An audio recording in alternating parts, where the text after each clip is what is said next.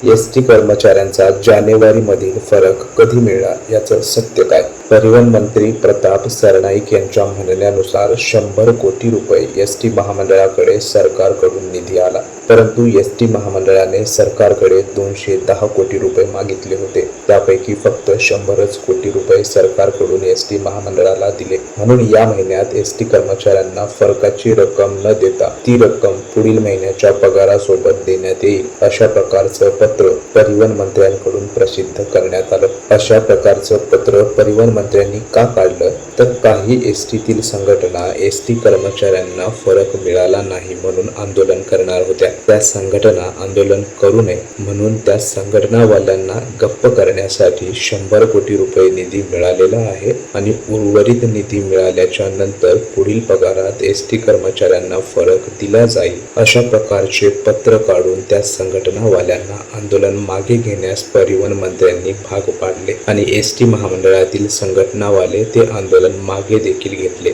अशा प्रकारे पेपरला बातमी आली. कोणी म्हणते सोमवारी फरक मिळणार आहे, कोणी म्हणते लवकरच मिळणार आहे, पण तसं काही नाही. परिवहन मंत्र्यांनी पत्रामध्ये ठळक अक्षरात सांगितलेलं आहे की फरक पुढील पगारात मिळणार आहे. म्हणून कोणी संभ्रमात राहू नका आणि हा व्हिडिओ सर्व एसटी कर्मचाऱ्यांपर्यंत पोहोचवा. म्हणजेच सर्व एसटी कर्मचाऱ्यांच्या व्हॉट्सअप ग्रुपमध्ये शेअर करा. व्हिडिओ थोडा जरी आवडला तर लाईक करायला विसरू नका, कारण मी तुमच्या जवळचाच आहे.